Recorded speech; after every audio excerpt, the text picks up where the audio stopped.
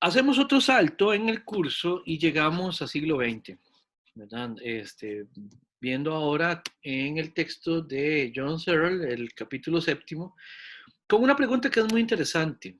La pregunta que se hace John Searle en ese capítulo es a propósito de si en efecto existe el mundo real. Como ustedes comprenderán, es una pregunta que, bueno, no sé, de repente ustedes podrán decirme otra cosa, pero no es una pregunta que uno habitualmente se haga. ¿Ya? Es más, yo les recomendaría que hicieran el ejercicio, el experimento. Eh, Cuando se vayan y se topen a alguien por la calle, pregúntenle, ¿existe el mundo real?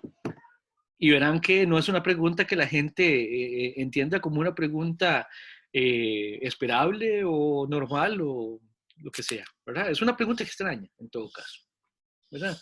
Entonces, vamos a ver qué es lo que quiere hacer Searle con esto. ¿Ya?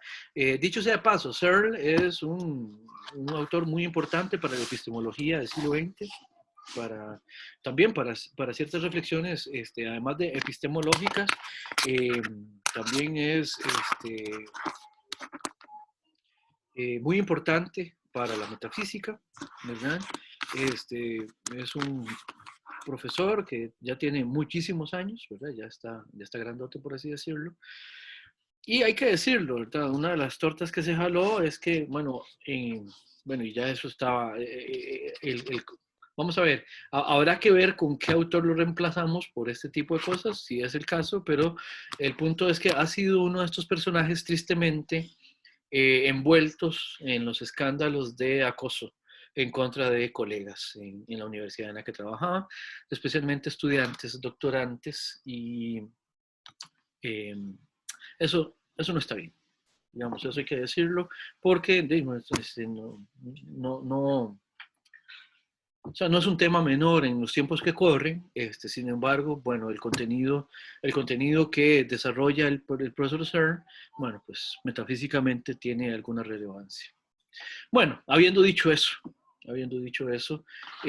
veamos cuáles son las preocupaciones que tiene Don John Searle.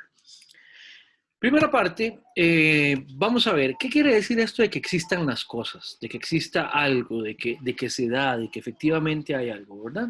En ese sentido, Searle lo que va a decir es que existen dos tipos de hechos, ¿verdad? Que existan las cosas, que existan hechos, que se den cosas, significa básicamente que tienen una existencia que es independiente de la existencia de otros hechos o de otras cosas, ¿verdad? En este sentido, los hechos que Searle está analizando, los analiza en función de la existencia que tienen en relación con nosotros, los seres humanos, en tanto que, por un lado, vamos a ver que hay ciertos hechos que son independientes del humano. No importa si están los humanos por ahí, o si por ahí ya aparecimos, pero son hechos, ¿ya? Y hay otros, por ejemplo, más bien, en otra categoría están los hechos que sí dependen del humano. En ese sentido, los que dependen de nosotros, estos últimos, Searle los llama institucionales, ¿verdad? Eh, Vamos a ver, uno podría decir aquí que las representaciones, tal como las vimos en Kant, las representaciones que nosotros tenemos del mundo, las podríamos entender como hechos que dependen de nosotros, ¿verdad?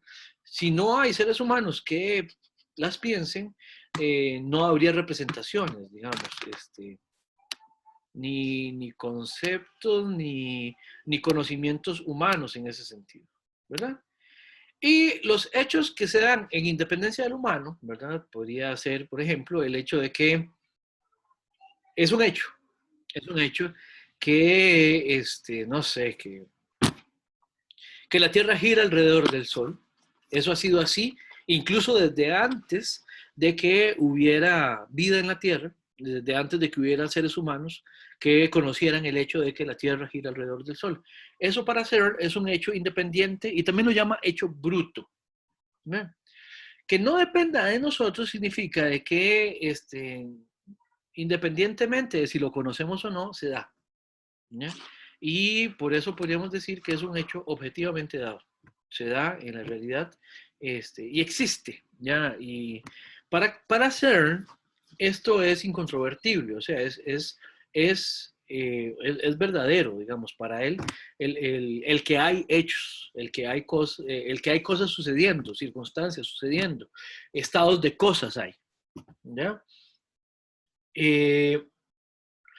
Y luego es importante que Searle lo que dice es que si nuestros enunciados son ciertos, se corresponden con hechos. O sea, si las explicaciones que nosotros tenemos son realmente verdaderas, si las cosas son tal como las explicamos, es porque efectivamente existen hechos con los cuales nuestras explicaciones se correlacionan, a las cuales nuestras explicaciones efectivamente agotan, efectivamente, eficientemente describen. ¿Se entiende esta distinción? ¿Alguna pregunta? Profe, Profe, tal vez se podría repetir, perdón, esta parte de que se corresponden. Ok, vamos a ver. Eh, por ejemplo, si yo le digo a usted el enunciado, en este momento en Costa Rica es de día, usted me diría que es una afirmación verdadera o es una afirmación falsa. Sí, verdadera. ¿Perdón? Verdadera. Efectivamente, es verdadera. Para que esa afirmación sea realmente verdadera, tendría que estar sucediendo lo que describe. O sea que efectivamente, en este momento, en Costa Rica es de día. ¿Verdad? Si yo les dijera a ustedes, Sanchitos mide 2 metros 10, tendríamos que decir que esa es una afirmación falsa. ¿Ya? De hecho, me falta medio metro para eso. Yo mido 1,63 m, casi medio metro. ¿Ya? Para que esa afirmación es falsa como por 50 centímetros. Sí, como por 50 centímetros. ¿Ya? ¿Qué quiere decir esto? Que es un hecho que yo tengo una estatura y no otra. Es un hecho que yo no mido 2 metros. Es un hecho que yo no mido 3 metros. Es un hecho que yo no mido 20 centímetros. ¿Ya? Entonces, cuando yo hago una afirmación, una declaración descriptiva de la realidad, eh, la verdad que nosotros, el valor veritativo de esa afirmación tiene que ver con qué tanto se corresponde o qué tan, sí, o qué tan, o qué tan en efecto está pasando lo que la afirmación o el enunciado dice de esa realidad a la que se refiere. ¿Se entiende? Ok, ok, sí, sí, entendido. Entonces, en ese sentido, es importante, ¿verdad? Porque en ese sentido, esto se relaciona con, desde el punto de vista de la teoría de la verdad, con lo que vamos a llamar, no lo que vamos a llamar, lo que se ha llamado tradicionalmente, la teoría de la verdad por correspondencia.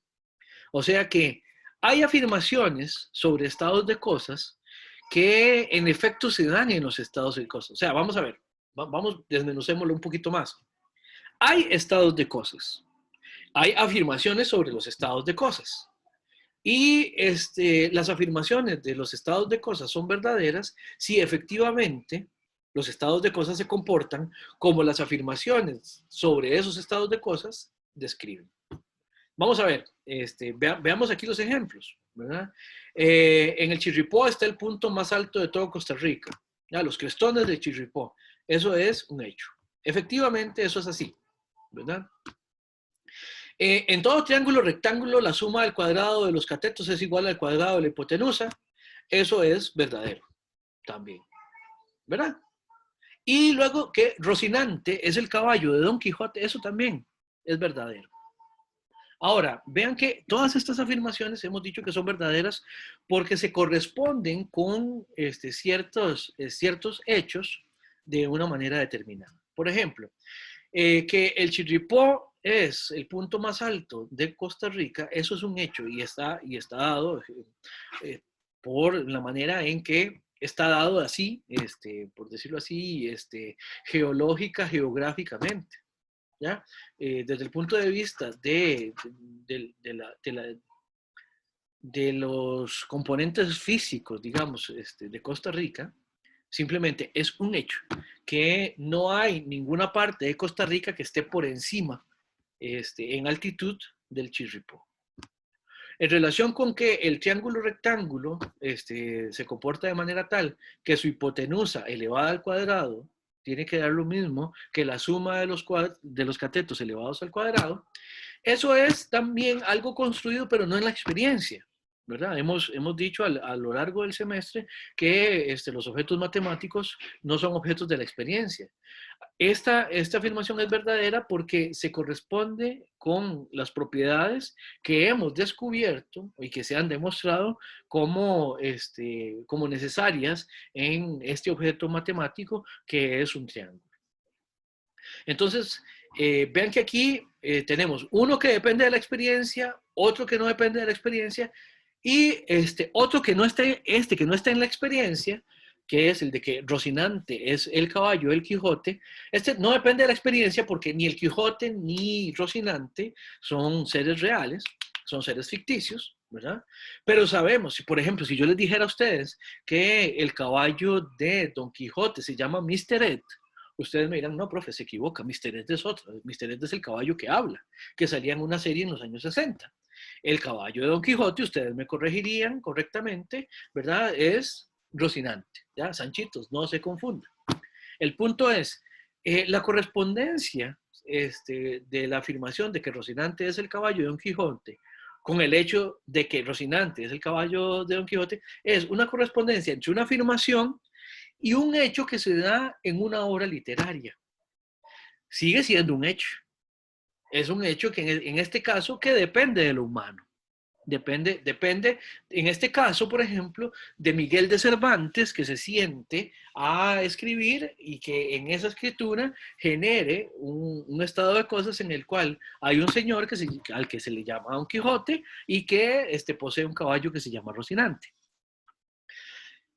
La verdad del objeto, de la afirmación del objeto matemático y la correspondencia con las propiedades del objeto matemático, esas no dependen de lo humano en el sentido de que los seres humanos, bueno, esto también es, hay quienes lo pelean, ¿verdad? Pero los objetos matemáticos, sus propiedades, nosotros no las imponemos, los seres humanos no las imponemos, nosotros las descubrimos.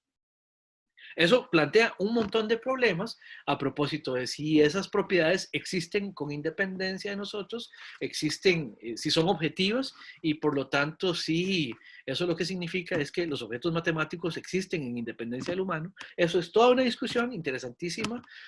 Se puede ver, digamos, en las discusiones, qué sé yo, está en el atomismo lógico de Russell, por ejemplo, y en todas las discusiones de filosofía de las matemáticas se puede encontrar, se puede rastrear. Es fascinante. Y, esta afirmación, el hecho de que el Chirripó sea en el Chirripó esté el punto más alto de Costa Rica, se puede verificar con la experiencia, pero no tampoco depende de los seres humanos, ¿verdad? Eventualmente los seres humanos podrían ir y hacer toda una obra de minería en el Chirripó para desgastarlo al punto de que deje de ser el punto más alto, ¿verdad? Lo que quitamos en el Chirripó lo llevamos a Guanacaste para que el punto más alto del país esté en Guanacaste o algo así por el estilo. Pero propiamente hablando, una vez que se da el hecho de que en este momento en el Chirripó esté el punto más alto de Costa Rica, eso es algo que es un hecho que no depende de nosotros. Nosotros lo podemos conocer, pero no depende de nosotros, ¿verdad? Y la manera en que esto se relaciona con nuestras afirmaciones es lo que nos permite entender que estamos efectivamente describiendo la realidad de una manera efectiva. ¿Se entiende esto? ¿Alguna pregunta? Si no, creo que podemos quedar aquí en la clase de hoy con los contenidos de CERN. Los retomaríamos para la siguiente clase, para terminar este capítulo. Y bueno, pues si no tuvieran ninguna pregunta o ningún comentario, pues aquí cerramos.